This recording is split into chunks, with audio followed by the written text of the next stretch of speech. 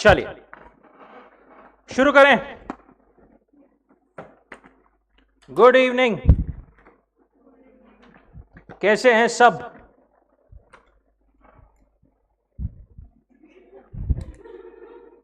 कुछ हाँ ना बोल दिया करो यार। ऑनलाइन गाइस क्विकली कंफर्म करेंगे, आवाज, screen, everything is fine.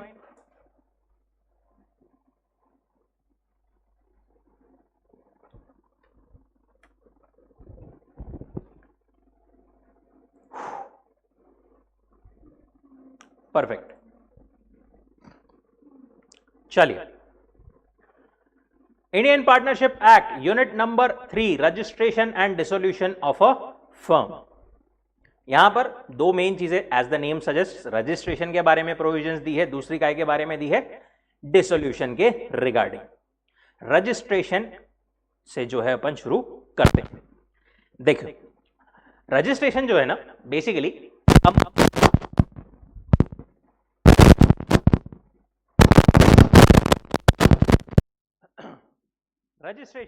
Registration जो है बेसिकली कंपलसरी नहीं है पार्टनरशिप फर्म के लिए, that's the base line, but at the same time it is recommended to have the firm registered.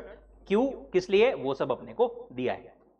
सबसे पहले अगर आपको रजिस्ट्रेशन करना है तो कैसे करना पड़ेगा? एप्लीकेशन फॉर रजिस्ट्रेशन करके। Registration can be affected at any time, कभी भी जो है पार्टनरशिप फर्म रजिस्ट्रेशन कर सकती है। कैसे? बाय सेंडिंग बाय पोस्ट और delivering to the registrar of the area in which place of business is situated और प्रपोज टू बी सिचुएटेड। आपका बिजनेस जहां पर भी रहने वाला है या है ऑलरेडी, वहां के एरिया के रजिस्ट्रार को आपको क्या करना है? बाय पोस्ट या फिर पर्सनली जाकर के डिलीवर करना है। क्या? Statement in the prescribed form with the prescribed फी।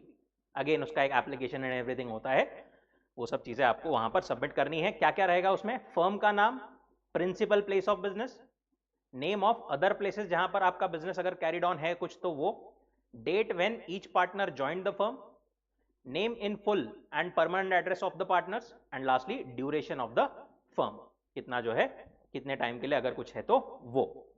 ये जो रजिस्ट्रार की बात कर रहे हैं, क्या ये कंपनीज एक्ट वाला रजिस्ट्रार ही है क्या? नहीं, पार्टनरशिप फर्म्स का रजिस्ट्रार जनरली अलग रहता है। Statement signed by the all the partners, साथ ही में एक और स्टेटमेंट आपको फाइनल करना पड़ेगा, signed by all the partners और by agents authorised in this behalf. Partner या उनके एजेंट भी जो है फाइल कर सकते हैं। Each person signing shall also verify it in the prescribe manner. उसको वेरीफाई भी करना पड़ेगा। वेरीफाई मतलब क्या बोल रहे हो अपन? नहीं क्या फॉर्म के नीचे लिखा रहता कि I verify all the statement above is true, all the information is true, बस वही वो बोल रहे हैं। Firm name shall not contain the following words. कौन से? Crown, emperor, empress, empire, imperial, king, queen, royal, ये सब वर्ड्स जो है आपके नाम में नहीं चलेंगे किसी भी पार्टनरशिप फर्म के। और एनी अदर वर्ड्स एक्सप्रेसिंग और इंप्लाइंग सैंक्शन, अप्रूवल और पैट्रनेज ऑफ द गवर्नमेंट। ये सारे वर्ड्स या फिर कोई और वर्ड जो कि बता रहे हैं कि आप गवर्नमेंट से रिलेटेड हो, गवर्नमेंट से अप्रूव्ड फर्म हो, ऐसा कुछ बता रहे हो, तो वो वर्ड्स भी नहीं चलेंगे। ये वर्ड्स गवर्नमेंट से रिलेशन तो नहीं बताते अपने यहां पर, क्राउन, एम्परर, एम्प्रेस, फिर इसको क्यों मना किया गया है? पार्टनरशिप एक्ट का ईयर कौन सा है? दैट इज ब्रिटिश के पीरियड का, और उनके यहां पर वो टाइम पर जब बना था, ये words were related to the government authorities. अभी जो है ये वर्ड्स प्लस और कोई भी वर्ड जो कि गवर्नमेंट से रिलेटेड हो वो नहीं चलता, except when state government signifies it's consent. अगर आपको स्पेसिफिकली बोल दिया गया है, अप्रूवल दे दिया गया है, आप ये वर्ड यूज कर सकते हो गवर्नमेंट से रिलेटेड, तो आप कर सकते हो, अदरवाइज नहीं। वो कंसेंट भी गवर्नमेंट की कैसे लगेगी? Of the firm name by order in writing, तभी आप वो वर्ड यूज कर सकते हो। रजिस्ट्रेशन, जब रजिस्ट्रार सेटिस्फाई हो जाएगा कि आपने सब कुछ इंफॉर्मेशन प्रॉपरली फाइल कर दी है, एप्लीकेशन प्रॉपरली फाइल कर दिया है, वो क्या करेगा? Record an entry in the register called the register of firms, and जो स्टेटमेंट आपने फाइल किया है उसको अपने पास में फाइलिंग में लगा लेगा, और क्या करेगा? आपको एक सर्टिफिकेट इश्यू कर देगा of the registration. Registration is deemed to be completed. अब देखो ये वाला पॉइंट क्या बोलता है, रजिस्ट्रेशन आपने सबमिट किया रजिस्ट्रार को एप्लीकेशन, उसके थोड़े टाइम बाद रजिस्ट्रार सब देखेगा, करेगा और प्रोसीजर सब कुछ करके फिर रजिस्टर करेगा। आपको रजिस्ट्रेशन इफेक्टिव कब से माना जाएगा? वो बोलते हैं deem to be completed as soon as application with prescribed form and fee and necessary details is delivered to the registrar. जैसे ही आपने एप्लीकेशन परफेक्ट सही एप्लीकेशन फाइल कर दिया ना, वैसे ही आपका रजिस्ट्रेशन इफेक्टिव मान लिया जाएगा। वो बाद में रिकॉर्ड करना, सर्टिफिकेट इशू करना, ये सब रूटीन काम बोले चलता रहेगा। अब ये वाली जो लाइन है ये बाद में देनी चाहिए थी, बट पहले उन्होंने दे दी। रजिस्ट्रेशन में also be effected even after a suit has been filed but necessary to withdraw the suit, get the firm registered and then fresh a file suit. Basically क्या है, अपन आगे पढ़ेंगे, कोई भी अनरजिस्टर्ड फर्म किसी भी के भी अगेंस्ट केस फाइल नहीं कर सकते। ठीक है, तो अगर आपने ऐसा करना है, मतलब केस फाइल करने के बाद में आप रजिस्ट्रेशन कर सकते हो क्या, वो बोल रहा है कर सकते हो, बट उस केस में आपको पहले केस वापस लेना पड़ेगा, रजिस्ट्रेशन करना पड़ेगा, फिर वापस से केस फाइल करना पड़ेगा।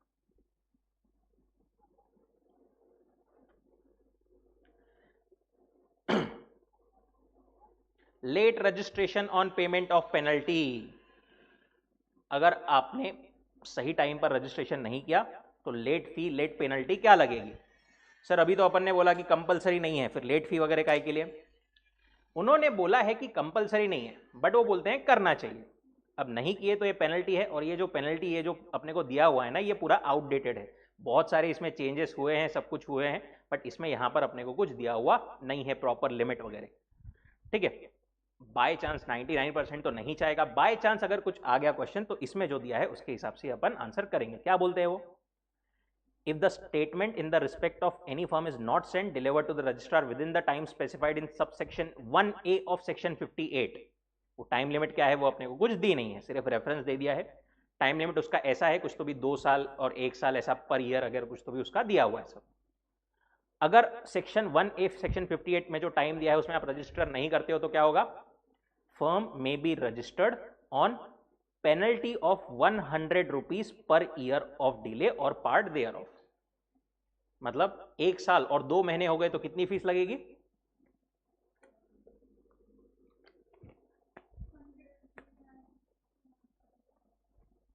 100 rupees per year of delay और पार्ट देयर ऑफ। 1 महीना भी ऊपर हो गया तो पूरे 100 रुपीज जो है वो लग जाएंगे। 1 ईयर एंड 2 मंथ्स के लिए 200 रुपए लगेंगे। ये लिमिट्स भी रिवाइज हो गई है, बट स्टिल अपने को ये दी है, बस एक बार पढ़ करके छोड़ देना। कॉन्सिक्वेंसेज ऑफ नॉन रजिस्ट्रेशन, ये वाला क्वेश्चन बहुत बार डायरेक्ट इसमें आया है। What are the consequences of non registration? देखो, इंग्लिश लॉ में रजिस्ट्रेशन कंपलसरी था, but Indian partnership act does not make it mandatory to register the firm. ठीक है, सेक्शन 69 क्या बोलता है? Under section 69 non registration gives rise to number of disabilities. Compulsory नहीं है, बट आपने अगर रजिस्टर नहीं किया ना तो आपकी फर्म को कुछ तो भी डिसेबिलिटीज आ जाती है, राइट? वो जो डिसेबिलिटीज है, वो जो आप कुछ चीजें नहीं कर सकते, वो इतनी, मतलब क्या बोल सकते हैं उसको, इनकन्वीनियंट है कि इट इज जनरली एडवाइजेबल कि आप कर ही लो अपनी firm registered.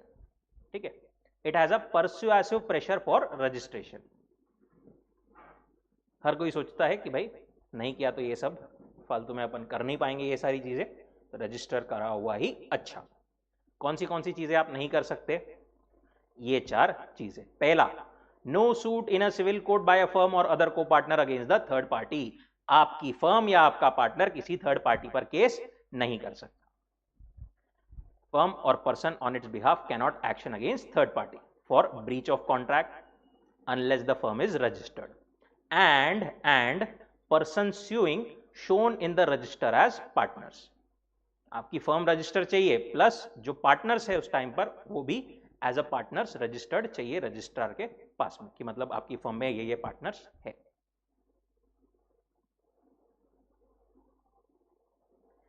Registered firm can only file a suit against third party. Persons suing have been in the register of the firm as partners. तभी। दूसरा, no relief to a partner for set off claim. देखो, partnership firm ने mister A को, firm में 4-5 लोग थे, XYZ, mister A को 10,000 रुपए देना है और इनसे 5,000 रुपए लेना है। ठीक है, अब यहां पर ये मैटर से रिलेटेड कोई केस हो गया और पार्टनरशिप का ये ड्यू हो गया कि भाई अपने को 10,000 रुपए पे करना है पार्टनरशिप फर्म ने ए को। आइडियली क्या कितने पे करेगी वो? 5,000। ये वाला 5,000 सेट ऑफ कर सकते हैं। अगर आप रजिस्टर्ड नहीं हो तो आप कोई अमाउंट अगेंस्ट में सेट ऑफ भी नहीं कर सकते, आपको पूरा अमाउंट जो है पे करना पड़ेगा। ये तो गलत है सर, पर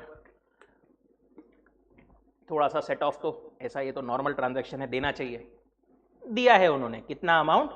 बोले 100 रुपए तक का अमाउंट आप सेट ऑफ कर लो, उससे ज्यादा आप सेट ऑफ नहीं कर सकते।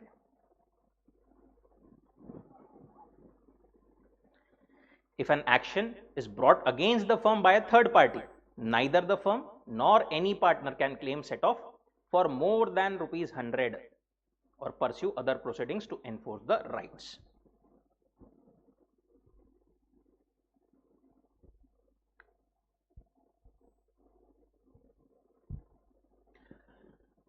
अच्छा, थर्ड पार्टी पे तो नहीं कर सकते, जो पार्टनर है ना फर्म के, वो भी एक दूसरे पर या फिर फर्म पर केस नहीं कर सकते।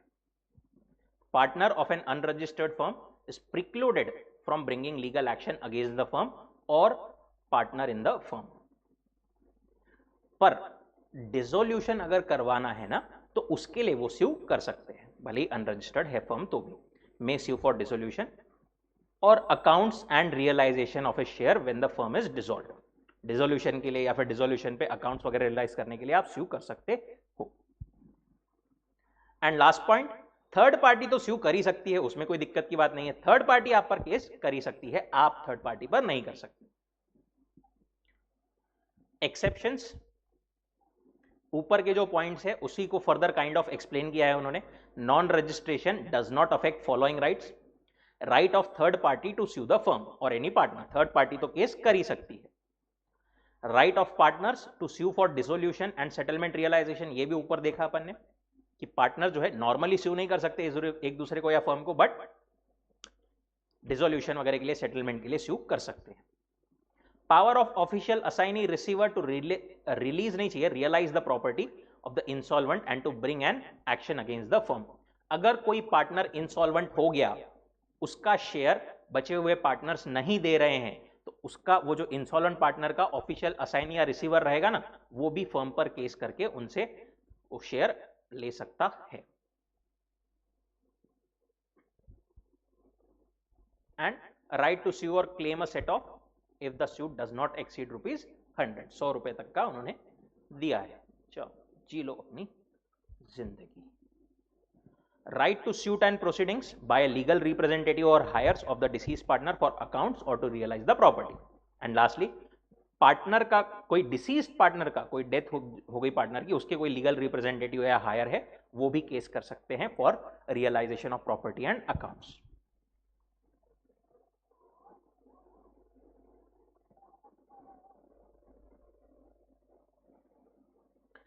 अब ये एक चीज समझते हैं, एक फर्म थी एबीसी एंड कंपनी। यहां पर क्या हुआ, ये फर्म ने इन्होंने रजिस्टर कर लिया था, ठीक है, तीनों पार्टनर्स का नाम भी एज ए पार्टनर दे दिया था। अब क्या हुआ, मिस्टर ए की डेथ हो गई, रह गए कौन? बी एंड सी। अब यहां पर बी एंड सी ने किसी थर्ड पार्टी पर केस किया। क्या ये केस वैलिड है या नहीं? इन्होंने जब ए की डेथ हुई ना, तब उन्होंने रजिस्ट्रार को कम्युनिकेट नहीं किया कि भाई ए की डेथ हो गई है। क्या ये थर्ड पार्टी पर किया हुआ केस वैलिड है या नहीं? क्या लगता है?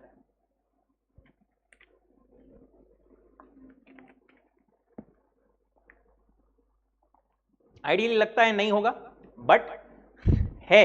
क्यों है? देखो कंडीशन क्या बोली थी उन्होंने, पार्टनरशिप फर्म रजिस्टर्ड चाहिए, रजिस्टर्ड है। जो पार्टनर्स है वो पार्टनर्स का नाम एज अ पार्टनर उनके पास में चाहिए। जो पार्टनर्स है कौन है? बी एंड सी है, उनका नाम है एज अ पार्टनर्स, बिल्कुल है। यहां पर ये केस वैलिड है। इसका दूसरा केस, अगर यहां पर बी और सी और ए ऐसा था, पहले रजिस्टर हो गया, ए की डेथ हो गई, उसके बाद में नया पार्टनर डी ज्वाइन हो गया। अब उन्होंने रजिस्ट्रार को यह चीज भी कम्युनिकेट नहीं की और फिर मिल करके बीसीडी ने केस किया थर्ड पार्टी पर। अब क्या केस वैलिड है? अब वैलिड नहीं रहेगा। क्यों? क्योंकि एक कंडीशन फुलफिल हो रही है, बट सारे पार्टनर्स एज अ पार्टनर बोलकर रजिस्टर्ड है क्या रजिस्ट्रार के पास में? नहीं, मिस्टर डी नहीं है, तो ये केस वैलिड नहीं। ये पूरा एग्जाम्पल बोलता है।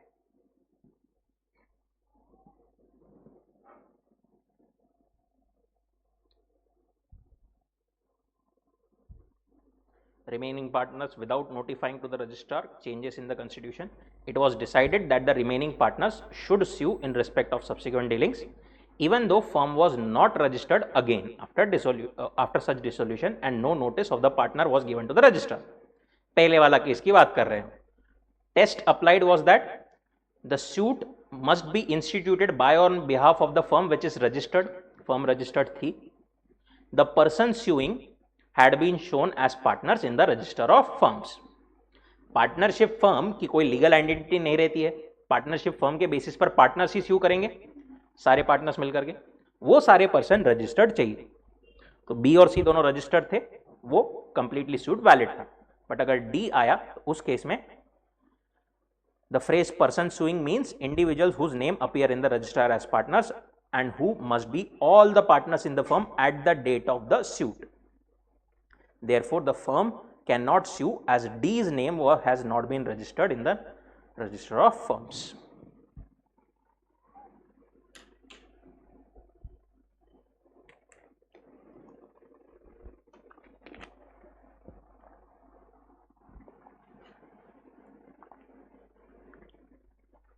Dissolution of the firm. अभी तक सब कुछ था जो रजिस्ट्रेशन के बारे में।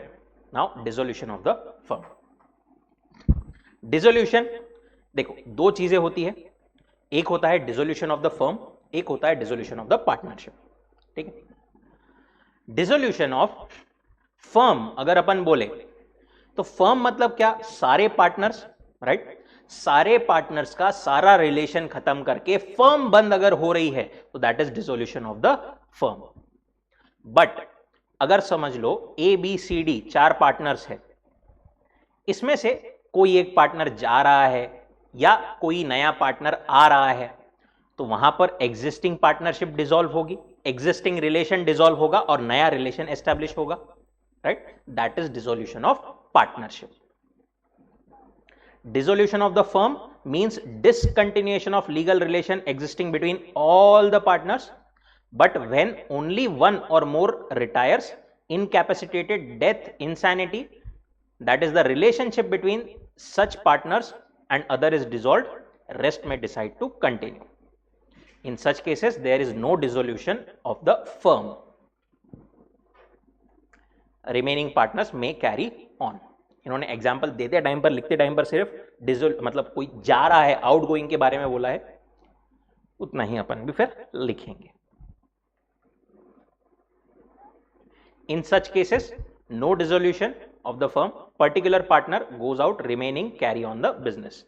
It is called dissolution of partnership. अगर फर्म का डिसोल्यूशन हो रहा है तो whole firm is dissolve. The partnership terminates between each and every partner. काय में होगा ये डिसोल्यूशन ऑफ?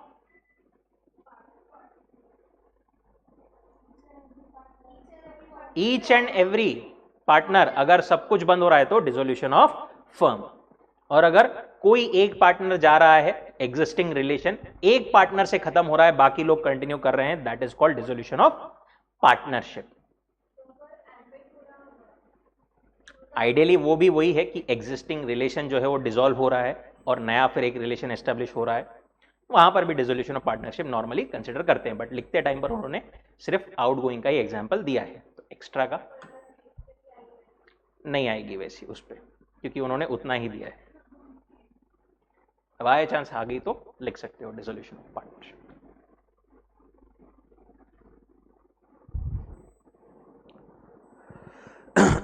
उसी बेसिस पर उन्होंने अपने को क्या दिया है distinction? Dissolution of the firm क्या होगा? Discontinuation of business, total business ही सब कुछ बंद, फर्म ही बंद। पार्टनरशिप के डिसोल्यूशन में does not affect the business, only reconstitution of the firm. Winding up होगा क्या डिसोल्यूशन ऑफ फर्म में? होगा, involves winding up, realisation of assets liabilities, but partnership के डिसोल्यूशन में only reconstitution happens, there is no revaluation और any payment etcetera, कुछ नहीं होगा। अब देखो डिसोल्यूशन ऑफ फर्म जो है ना पूरी, वो हो सकता है खुद से भी करे या कोर्ट भी उसको ऑर्डर कर सकता है, जो अपन आगे देखेंगे। बट डिसोल्यूशन ऑफ पार्टनरशिप जो है वो जनरली कोर्ट ऑर्डर नहीं करता, वो किसी कारण से ही होता है। It is generally not ordered by the court. देखो डिसोल्यूशन ऑफ फर्म हो गया तो वहां पर डिसोल्यूशन ऑफ पार्टनरशिप भी होगा ही क्या? 100% होगा ही, क्योंकि सारे पार्टनर्स का रिलेशन खत्म हो रहा है। बट डिसोल्यूशन ऑफ पार्टनरशिप हो रहा है तो क्या फर्म का डिसोल्यूशन होगा? नहीं। It necessarily involves dissolution of partnership, but here it may or may not involve dissolution of the firm. Final closure of books कहां पर होगा? डिसोल्यूशन ऑफ फर्म या पार्टनरशिप में? डिसोल्यूशन ऑफ फर्म में final closure होगा, but partnership में does not involve final closure. Now modes of dissolution of the firm.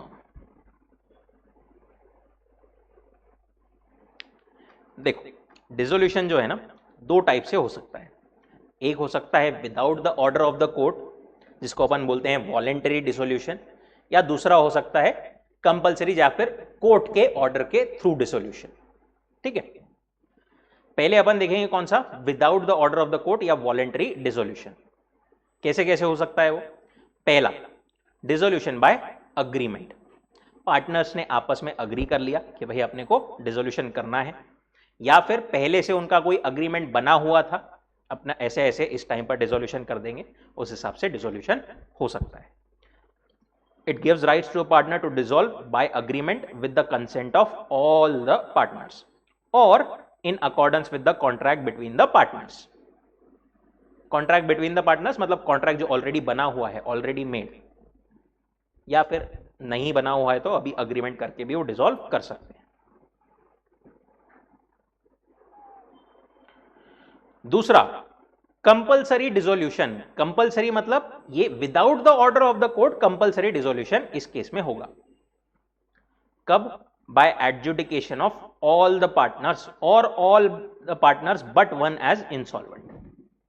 सारे partners insolvent हो गए तो फर्म डिसॉल्व करना पड़ेगा, या फिर सारे पार्टनर्स एक्सक्लूडिंग वन डिसॉल्व ये हो गए, इंसॉल्वेंट हो गए, तो उस केस में भी फिर एक अकेला पार्टनर तो कंटिन्यू कर नहीं सकता, इट विल बी डिसॉल्व्ड।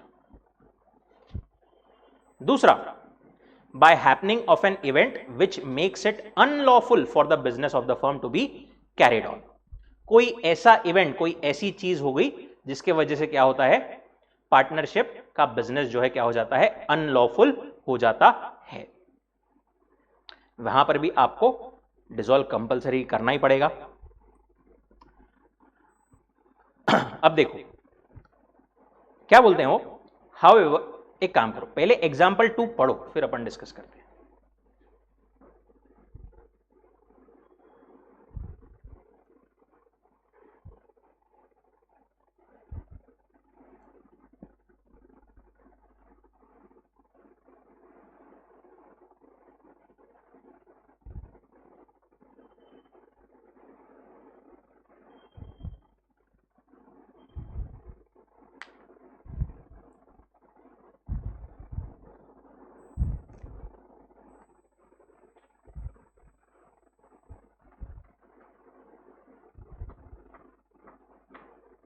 देखो पार्टनरशिप फर्म का एक बिजनेस था, सिंगल ही बिजनेस था, केमिकल्स का, जो उन्होंने एग्जांपल दिया है। ठीक है, अब क्या हुआ, केमिकल जो वो ट्रेडिंग कर रहे थे ना, वो करना गवर्नमेंट ने बैन कर दिया, तो उनको कंपलसरीली बिजनेस बंद करना ही पड़ेगा। दूसरा केस, पार्टनरशिप फर्म के दो बिजनेस थे, एक था केमिकल ट्रेडिंग का, दूसरा था उनका टेक्सटाइल बिजनेस, क्लोथिंग बिजनेस का। अब एक ही फर्म के अंदर उनका दोनों चल रहे थे। अब एक जो है केमिकल का गवर्नमेंट ने बैन कर दिया, तो क्या उनको पूरा पार्टनरशिप बंद करना पड़ेगा? नहीं करना पड़ेगा। However, when more than one separate adventure or undertaking is carried on, illegality of one not of itself cause the dissolution of the firm in respect of its lawful adventures or undertakings.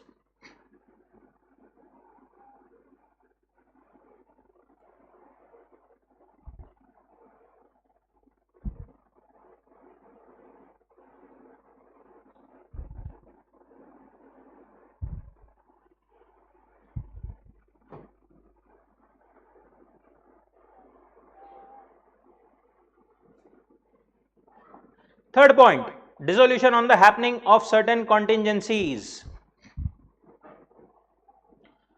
ये following चीजें होने पर भी compulsorily जो है, compulsorily तो नहीं बोल सकते अपन, बट डिसोल्यूशन हो जाएगा.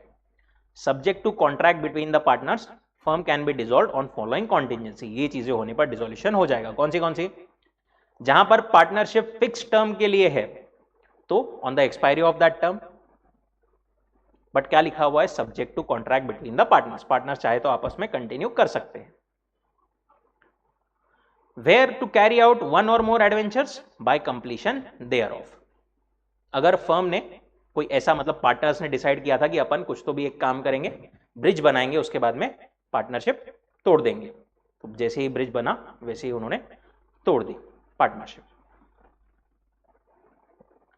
Bye death of a partner, normally by death of a partner partnership is closed, but partner चाहे तो कैरी ऑन बचे हुए कर सकते हैं.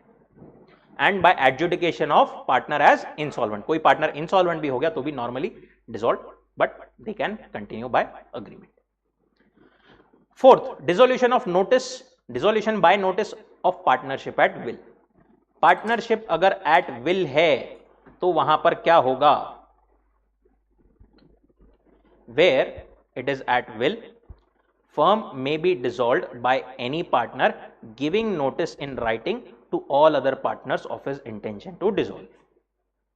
जहां पर भी पार्टनरशिप इज एट विल है वहां पर डिसोल्यूशन कैसे हो सकता है, बाय गिविंग नोटिस कि भाई मेरे को डिसॉल्व करना है. कब से डिसोल्यूशन इफेक्टिव होगा,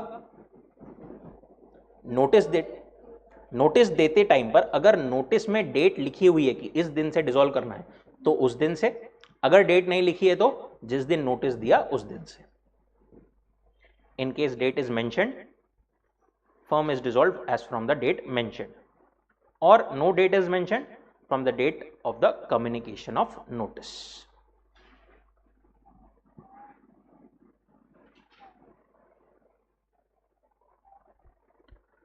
दूसरा, डिसोल्यूशन बाय द कोर्ट. इस पे बहुत बार आईसीआई ने क्वेश्चन पूछा है, 6 या 7 मार्क्स के लिए हर बार आता है. इस अटेम्प्ट में भी आई थिंक डायरेक्ट क्वेश्चन आया था इस पे, ये अटेम्प्ट में या लास्ट अटेम्प्ट में, कि what are the cases where dissolution can be ordered by the court. अच्छा, वॉलेंट्री में कितने केसेस देखे अपन ने, 4. कौन से? पहला बाय अग्रीमेंट, दूसरा कंपल्सरी डिसोल्यूशन, यहां पर अगर कोई उनका बिजनेस अनलॉफुल वगैरह हो जाए या फिर सारे पार्टनर्स या सारे एक छोड़ करके इंसॉल्वेंट वगैरह हो जाए. Dissolution on happening of contingencies, चौथा dissolution of partnership at will. Now dissolution by the court, court क्या कर सकता है, at the suit of partner dissolve कर सकता है. अब देखो, कोर्ट भी ऐसा थोड़ी, कोर्ट फ्री थोड़ी बैठा है, घूमते फिरते देखेगा कौन सी पार्टनरशिप करना नहीं चल रही, बंद करो. कोर्ट भी eight the suit of partner he dissolve करेगा. कोई ना कोई उस पर बोलेगा कोर्ट पे कि भाई हमारी पार्टनरशिप में ऐसा ऐसा प्रॉब्लम है, आप बंद कराओ, तो ही कोर्ट ऑर्डर दे सकता है. इसलिए eight the suit of partner. पहला केस, इनसैनिटी और अनसाउंड माइंड. अगर कोई पार्टनर अनसाउंड हो गया है, इनसेन हो गया है, तो द कोर्ट में dissolve the firm on a suit of other partners. दूसरे पार्टनर्स कोर्ट में बोल सकते हैं कि भाई हमारी फर्म डिसॉल्व करा दो, और by the next friend of the insane partner. Next friend मतलब बाजू में बैठा हुआ नहीं, नेक्स्ट फ्रेंड क्या है, एक लीगल टर्म है बेसिकली. जैसे रिप्रेजेंटेटिव रहता है ना, वैसे ही कोर्ट एक इनसेन पर्सन के लिए अपॉइंट करता है representative, that is next friend.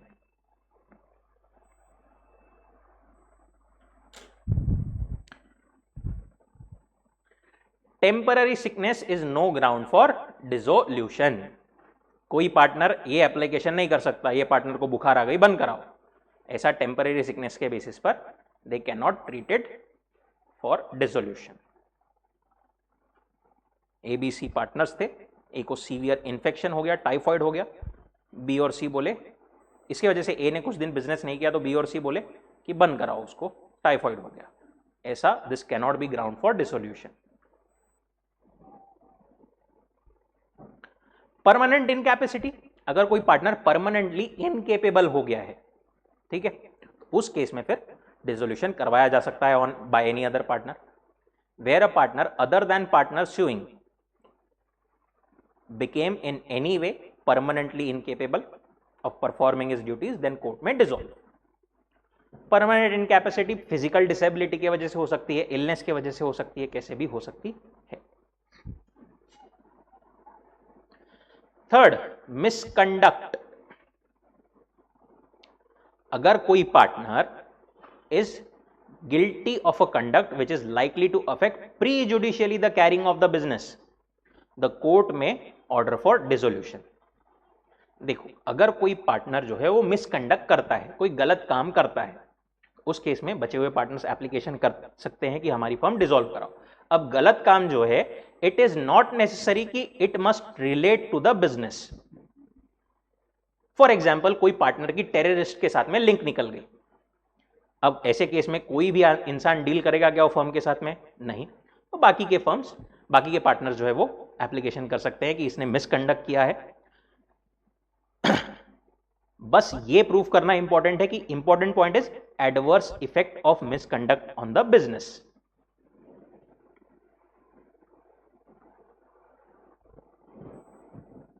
In each case nature of business will decide whether the act is misconduct or not.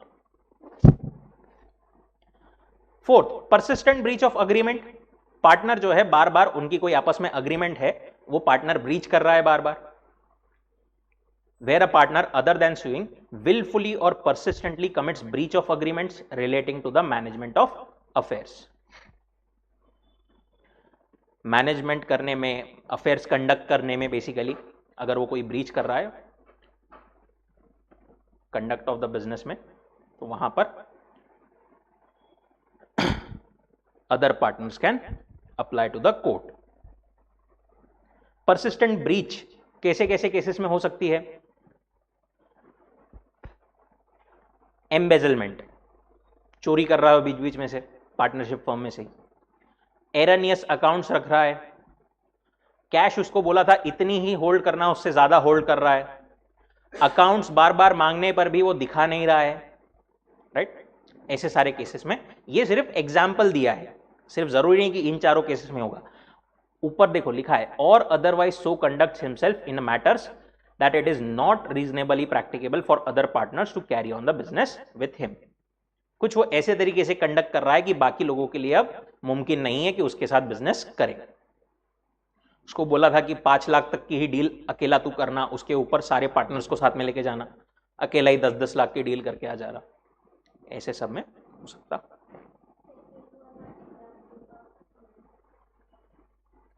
Keeping erroneous accounts, मतलब अकाउंट्स बेसिकली देखो, वो जो भी ट्रेडिंग करेगा उसका उसको अकाउंट्स रखना पड़ेगा। गलत अकाउंट्स रख रहा है, वो पैसे आए 10,000, बोल रहा है मेरे पास 2,000 ही आए।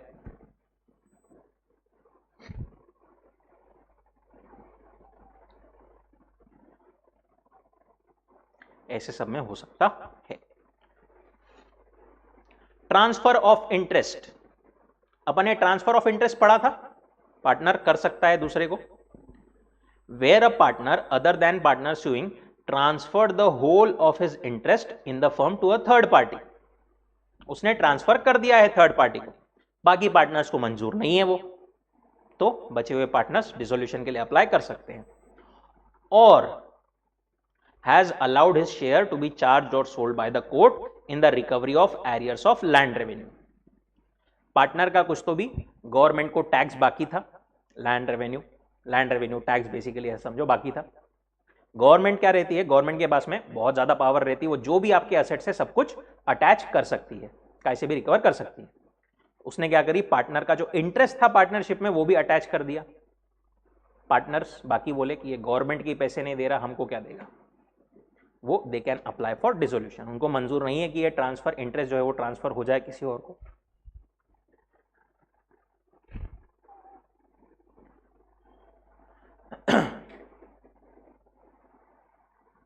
कंटिन्यूअस एंड परपेचुअल लॉसेस, अगर बिजनेस में लॉस के बिना आप काम नहीं किया जा सकता, कंटिन्यूअस लॉसेस ही हो रहे हैं, उस केस में भी firm can be dissolved. And last point is just and equitable grounds, अगर कोर्ट को लगता है कि अभी टाइम आ गया है, अब जरूरी है कि डिसोल्यूशन कर दिया जाए, सबके लिए अच्छा रहेगा, उस केस में कोर्ट कैन डिसॉल्व। कैसे कैसे केसेस हो सकते हैं वो, deadlock in management. Deadlock in management मतलब 4 पार्टनर्स है, 2 ने हाँ बोला तो 2 ना ही बोलते, कोई डिसीजन हो ही नहीं पा रहा है।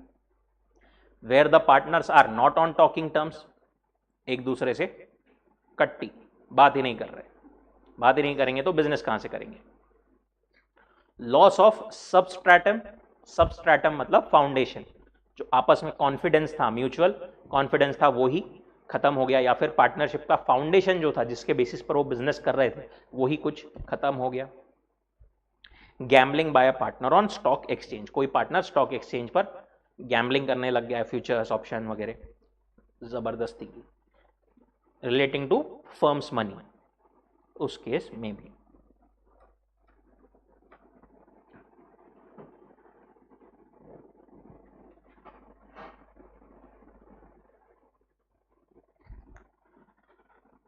वापस एक बार सातों पॉइंट, कितने पॉइंट है, 7 पॉइंट है ना, 1 2 3 4 5 6 7, बिना देखे एक बार बोलेंगे, इधर देख के कितने याद है। पहला unsound mind, insanity, losses, transfer of interest, persistent breach of agreement, permanent incapacity, misconduct और just and equitable grounds। ठीक है, एक और बार, insanity, unsound mind, permanent incapacity, misconduct, persistent breach of agreement, transfer of interest, continuous and perpetual losses and just and equitable grounds।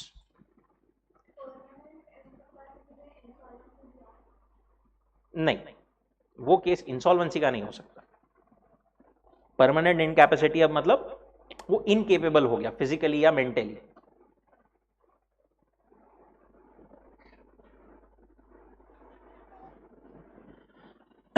Consequences of dissolution,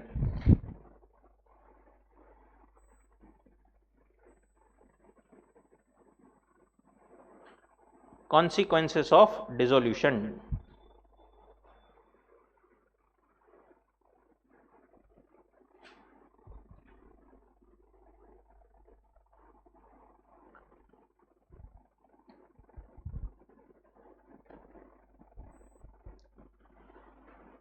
क्या बोलते हो, partners have certain rights and liabilities in case of dissolution और consequent two dissolution. क्या क्या देखते हैं।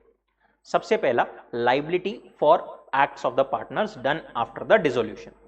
देखो ये चीज यहां पर मतलब उन्होंने क्लियरली लिखी नहीं है एक ऐसा स्टेटमेंट, बट वहां पर यह चीज है कि आपको डिसोल्यूशन पे पब्लिक नोटिस देना पड़ेगा, वो लगे तो लिख ले।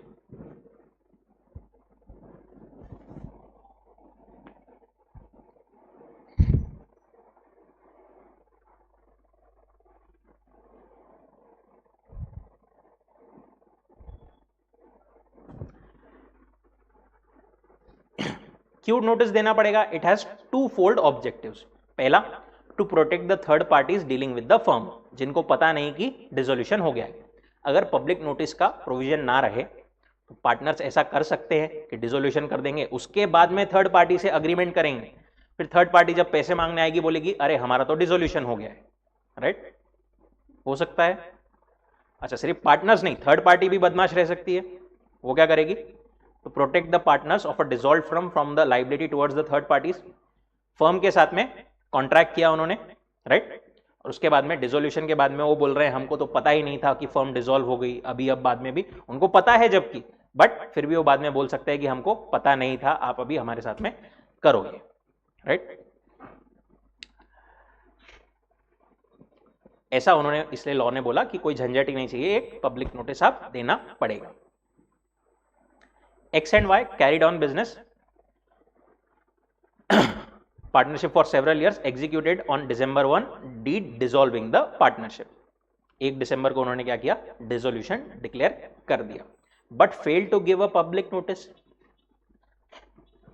अब 20 दिसंबर को क्या हुआ, एक्स ने फर्म के नाम पर बोरो किया पैसे आर से, ठीक है।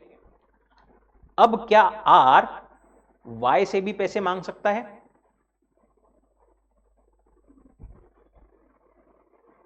समझा क्या क्वेश्चन क्या है? उन्हें डिसॉल्व किया बट पब्लिक नोटिस नहीं दे पाए। उसके बाद में एक्स ने फर्म के नाम पर आर से पैसे मांगे, आर से पैसे उधार लिए। अब क्या वो पैसों के लिए वाई भी लायबल रहेगा? लायबल रहेगा, क्योंकि पब्लिक नोटिस नहीं दी गई थी। अभी जो है थर्ड पार्टीज के लिए they are still a firm was ignorant of the dissolution. In such case, Y also would be liable because no public notice was given.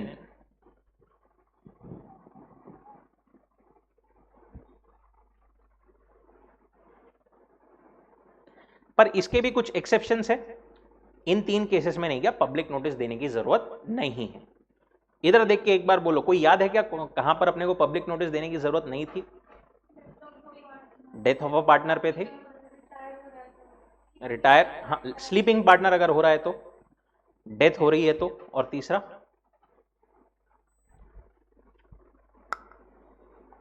वहां पर अपने को वो प्रोविजन में स्पेसिफिकली दिया नहीं था, बट इंसॉल्वेंसी पे, ठीक है। There are exceptions, that is even where notice of dissolution has not been given, no liability of subsequent acts in case of estate of deceased partner, insolvent partner और a dormant partner. अब देखो यहां पर dormant में मतलब sleeping partner तो आता ही है, plus a partner who was not known as a partner to the person dealing with the firm. मतलब जो थर्ड पार्टी डील कर रही थी उसको पता ही नहीं था कि ये फर्म में ये पार्टनर भी है। ऑब्वियसली उसको पता ही नहीं था, तो फिर उसको कैसे लायबल ठहराएगा?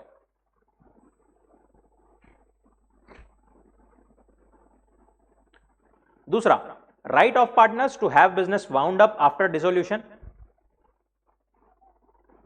देखो क्या बोलते हैं, ऑन डिसोल्यूशन एवरी पार्टनर और his representatives entitled as against all the other partners और their representative to have the property applied for payment of debts and liabilities and surplus distributed. हर पार्टनर का ये हक है, अगर पार्टनर की death हो गई तो उसके रिप्रेजेंटेटिव का हक है कि वो बाकी पार्टनर्स को बोले कि फर्म की सारी प्रॉपर्टी बेचो, लाइबिलिटीज पे ऑफ करो, जो भी सरप्लस बचता है वो डिवाइड करो।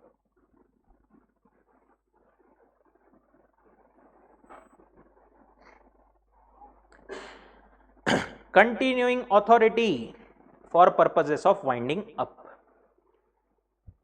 कभी कभी क्या होता है, डिसोल्यूशन की डेट अपन ने डिटरमाइन कर ली, ठीक है, इस दिन से डिसोल्व, बट जरूरी नहीं कि सारे ट्रांजैक्शन उसी दिन ये हो जाएंगे, खत्म हो जाएंगे।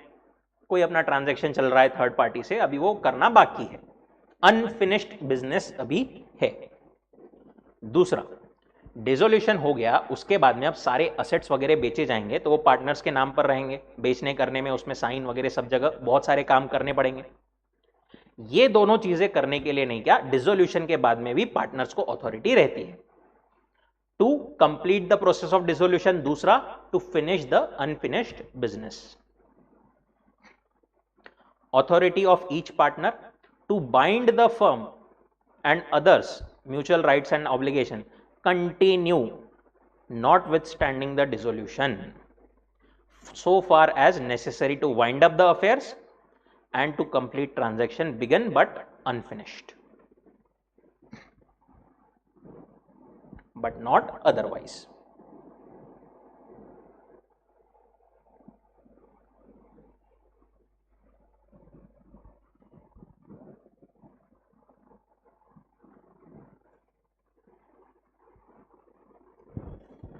पर यह चीज इंसॉल्वेंट के लिए लागू नहीं होती। इंसॉल्वेंट के लिए अपन ने पढ़ा था कि जिस दिन से वो इंसॉल्वेंट हो गया उस दिन से सारे रिश्ते नाते उससे खत्म।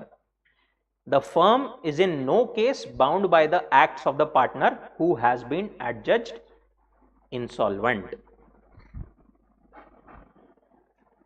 इंसॉल्वेंसी के बाद से उसने कुछ भी किया उस इंसॉल्वेंट पार्टनर ने, उसके लिए फर्म लायबल नहीं रहेगी। बट ये एक्सेप्शन का भी एक exception, this proviso does not affect any person who has after the adjudication represented himself or knowingly permitted himself to be represented as partner of insolvent। देखो इंसॉल्वेंसी हो गई partner की, उसके बाद में रिश्ते नाते सब खत्म, बट वो पॉइंट के बाद में भी नहीं किया, कोई पार्टनर ने बोला कि ये मेरा पार्टनर है, ऐसा रिप्रेजेंट किया किसी थर्ड पार्टी, या फिर इंसॉल्वेंट को अलाउ किया कि भाई तू मेरे को एज अ पार्टनर बता सकता है थर्ड पार्टीज को, तो फिर वो दूसरे पार्टनर की लायबिलिटी आ जाएगी for the acts of insolvent partner.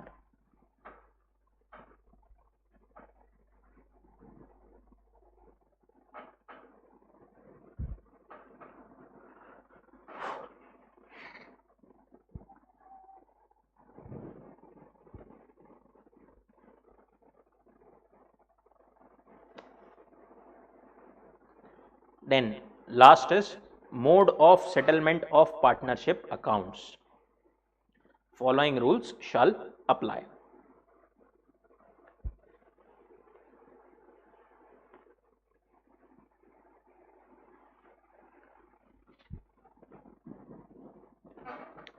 Subject to agreement by the partners, it be observed that losses including deficiencies shall be paid first out of profits. अगर कोई डिफिशियंसीज है, कोई लाइबिलिटीज है, डिफिशियंसी ऑफ कैपिटल है, कुछ losses बचे हुए हैं, तो वो सबसे पहले कहां से पे किए जाएंगे? From the profits if any. अगर प्रॉफिट्स नहीं है तो next out of the capital of the partners. और अगर कैपिटल भी सफिशिएंट नहीं है, अभी भी और बाकी है पेमेंट करना, लॉस बाकी है, तो lastly if necessary bye the partners individually उनको एडिशनल लाना पड़ेगा। कौन से प्रपोर्शन में लाएंगे वो लोग? कैपिटल शेयरिंग रेशो में लाएंगे या प्रॉफिट शेयरिंग रेशो में लाएंगे? बचे हुए अगर लॉसेस है उसके लिए आइडियली कैसे लाना चाहिए? प्रॉफिट शेयरिंग रेशो में लाना चाहिए, क्योंकि अपन ने क्या बोला था, जैसा प्रॉफिट शेयर हो रहा है वैसे ही लॉस शेयर होगा उसी पोर्शन में, तो उसके लिए फिर उनको पैसा भी उसी प्रपोर्शन में प्रॉफिट शेयरिंग के हिसाब से लाना पड़ेगा। by the partners individually in the proportion in which they were entitled to share the profit. Now, अब assets dissolution के टाइम पर बेचे जाएंगे, पैसे आएंगे, उसके सब पैसे कैसे कैसे अप्लाई होंगे, कैसे कैसे ऑर्डर में पेमेंट्स होगा, वो अपने को दिया है। Assets of the firm including any sums contributed by the partners to make up the deficiencies of the capital। कोई और उन्हें अमाउंट लाया होगा डिफिशियंसी वगैरह के लिए, तो कैसे कैसे अप्लाई होगा? सबसे पहले paying the debts of the firm, firm की जो भी डेट्स है थर्ड पार्टीज को ड्यू, वो पेमेंट होगा। दूसरा वाला पॉइंट आपके इसमें गलत दिया हुआ है थोड़ा सा, वहां पर आप लिख सकते हो advances other than capital made by the partner.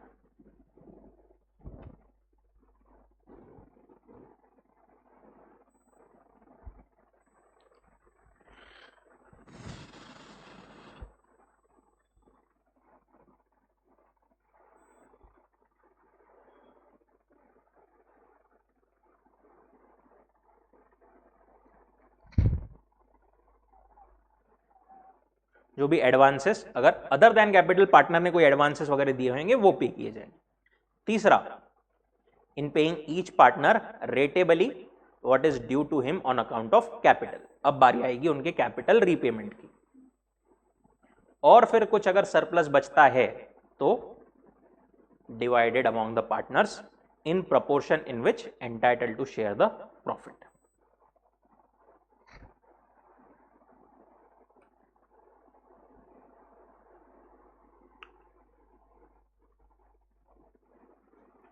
But ये क्या है सब चीजें? Subject to agreement by the partners. Now example देखते हैं। X and Y were partners, profit and losses कैसे शेयर कर रहे थे वो? इक्वली। एक्स की डेथ हो गई, देखा गया जब बुक्स में तो वहां पर पता चला कि एक्स ने कितना कैपिटल लाया था मालूम है क्या? 6.6 लाख। और Y ने कितना लाया था, सिर्फ 40,000। ठीक है,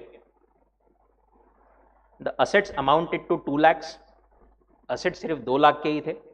अल्टीमेटली जो डिफिशियंसी थी वो कितने की थी, 5 लाख रुपीस की थी।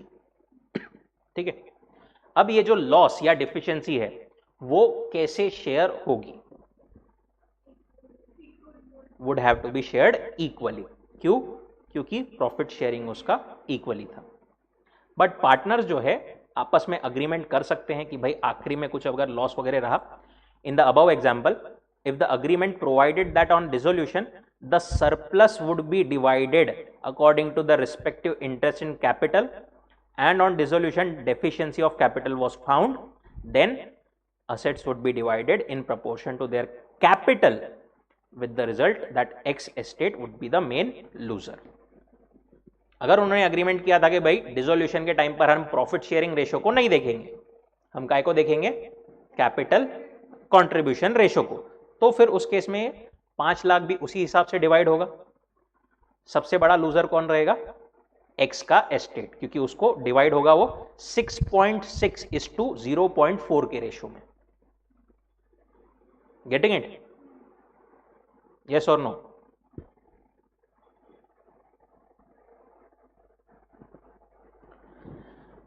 एंड एक लास्ट पॉइंट अपने को क्या बोलता है, payments of the firm's debts and of separate debts. देखो, एक होती है फर्म की लाइबिलिटीज,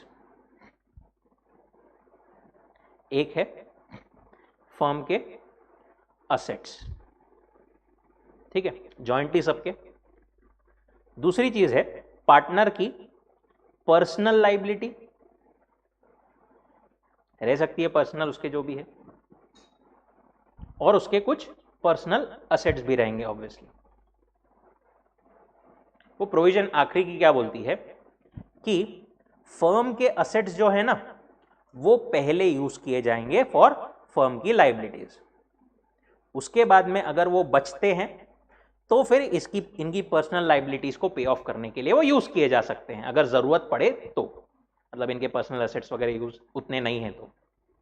और जो पर्सनल असेट्स है ना वो पहले यूज किए जाएंगे फॉर पर्सनल लाइबिलिटी, उसके बाद में फर्म के लिए वो यूज किए जा सकते हैं। मतलब ऐसा है कि पर्सनल लाइबिलिटी ऐसे फॉर एग्जांपल एक पार्टनर की 2 लाख, ठीक है, एंड फर्म की लाइबिलिटी जो उसको एडिशनल और कंट्रीब्यूशन लाना है बिकॉज फर्म के एसेट सफिशिएंट नहीं थे, वो उसको लाने हैं 20,000। ठीक है, अब उसके पास में असेट्स कितने हैं, 2,10,000 सिर्फ। तो पहले 2 लाख पूरे काय के लिए जाएंगे, पर्सनल लाइबिलिटी के लिए, बचे हुए 10,000 में से उसके 10,000 जाएंगे, बचे हुए 10,000 का वो उनका आपस में होगा सेटलमेंट।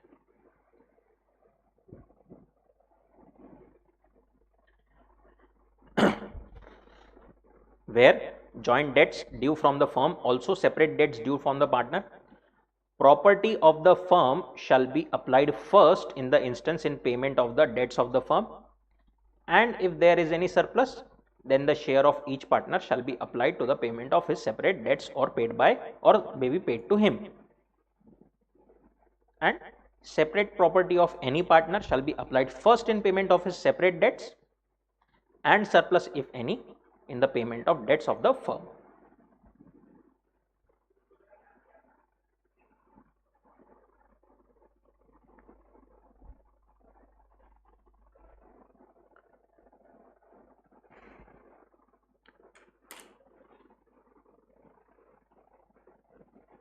ठीक है, यहां तक कोई डाउट, कोई दिक्कत?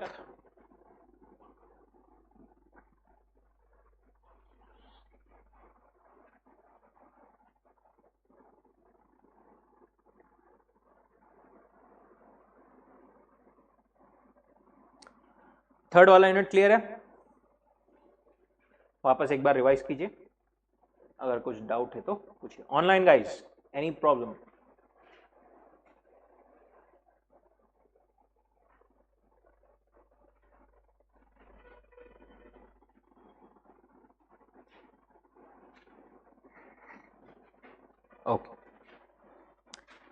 निकालिए books.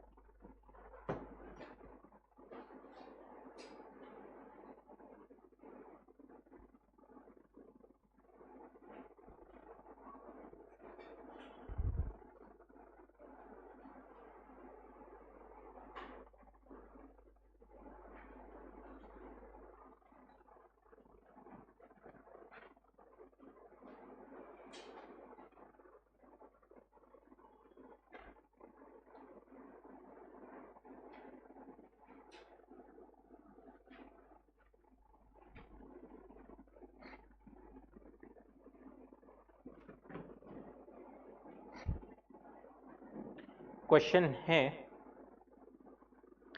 What are the consequences of non-registration by a firm? 4 marks.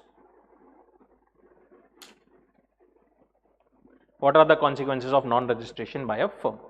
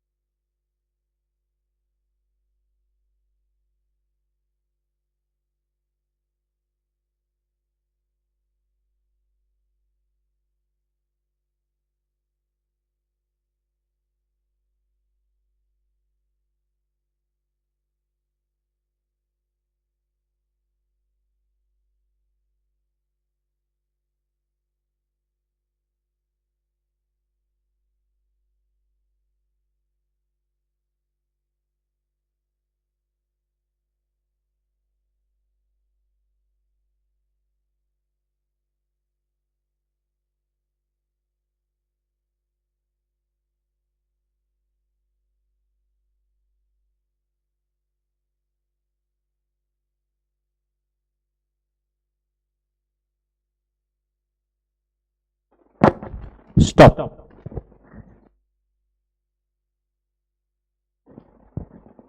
कितना हुआ? 2 3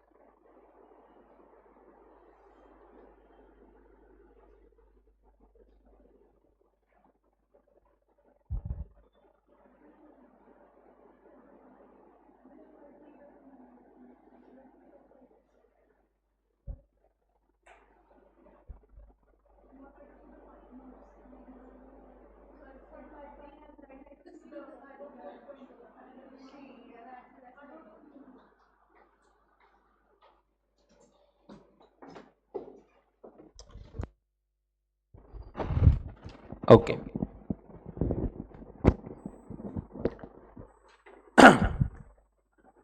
देखो यहां पर डायरेक्ट क्वेश्चन में मार्क्स थे 4, ऑब्वियसली चारों पॉइंट्स अपने को लिखना जरूरी है। उसमें जो अपना एक पॉइंट है, ये जो 2 पॉइंट है वो कंपेरेटिवली बड़े हैं, 2 पॉइंट बाकी के कंपेरेटिवली छोटे हैं। बट अपने को पूरा की पूरा हर एक चीज लिखना है क्या यहां पर? नहीं, ये दोनों पॉइंट्स के भी जो की वर्ड्स है वो अपने आने चाहिए, या की पॉइंट्स है वो आने चाहिए, राइट? लाइक ए और any other person on his behalf, ये ब्रैकेट के ये चीजें आपने इग्नोर कर दी तो भी कंप्लीटली चलेगा, कोई दिक्कत की बात नहीं है। बट यहां पर agree party can not bring legal action against other partners of the firm, उसमें a partner of an unregistered firm is precluded from bringing legal action against the firm or partners in the firm but may sue for the dissolution or accounts. इतना आपने ऐसा लिख दिया और उसको underline कर दिया तो that is also fine, right? और any person alleged to be और to have been in the partner, ऐसा पूरा अगर आपका नहीं आया तो भी चलेगा। अगर आ रहा है तो बहुत अच्छी बात है, टाइम पुर रहा है तो बहुत अच्छी बात है। बट पहली चीज अपनी जो की वर्ड्स है, की पॉइंट्स है, वो आपके आने जरूरी है आंसर में, ठीक है? दूसरी एक और चीज प्रेजेंटेशन के लिए यहां पर क्या जरूरी है, लिखते टाइम पर नहीं क्या अपन लिखते लिखते पहला पॉइंट लिख दिया, पहला पॉइंट मतलब यहां पर खत्म हुआ और साथ में ही अपन ने सामने से ही उसका एक्सप्लेनेशन चालू कर दिया। इन्होंने तो यहां पर ये बोल्ड करने का इनको ऑप्शन है, बट अपने को बोल्ड करने का ऑप्शन नहीं है, तो अपना ध्यान में कैसे आएगा? नीचे के लाइन से चालू करो या फिर वो वाले पॉइंट को अंडरलाइन कर दो, राइट? ऐसा लिख करके आप वो पॉइंट मतलब एग्जामिनर को क्लियरली दिखना चाहिए कि आपने ये हेडिंग लिखी है, उसके बाद में फिर नीचे सब हेडिंग मतलब एक्सप्लेनेशन में आपने सारे पॉइंट्स लिखे हैं। आप बीच में गैप भी छोड़ सकते हो, बट अगर यहां पर गैप छोड़ रहे हो मेन मतलब हेडिंग के बाद में, तो मेक श्योर कि वो पॉइंट खत्म होने के बाद में भी आप गैप छोड़ो, right? Getting it? Presentation point ऐसा आपने लिखना है। और बाकी पॉइंट्स एडिशन वगैरह ये तो अपने रिवीजन से ही आएंगे, राइट? रिवीजन इसकी अच्छे से कीजिए। एक क्वेश्चन नॉर्मली जो मैं बोल रहा था कि 6 मार्क का या डायरेक्ट क्वेश्चन आता है, वो जनरली थर्ड यूनिट जो है उसमें से आता है। सेकेंड और third, mostly first and third, उसमें ऐसे टॉपिक्स है जिसमें थोड़ा मतलब डायरेक्ट क्वेश्चन ज्यादा आने के चांसेस है। सेकेंड यूनिट से ज्यादातर केस स्टडी क्वेश्चन आता है, राइट? ऐसा नहीं है कि नहीं जा सकता, बट मोस्टली चांसेस जो है वो ऐसे होते हैं, ठीक है? इसमें अपने को ये सारी चीजें ध्यान में रखनी है। रजिस्ट्रेशन का कॉन्सिक्वेंसेस क्या क्या है, नॉन रजिस्ट्रेशन का, ये डिस्टिंक्शन भी ध्यान में रखना है। मोड्स ऑफ डिसोल्यूशन यहां पर ये तो मोस्ट इंपॉर्टेंट है। इसमें केस लॉ आया तो ये वाली चीज पर डिसोल्यूशन के जो लास्ट 2 पेजेस है उस पर आ सकता। चलिए रुकते हैं यहां पर, will continue tomorrow. Thank you so much.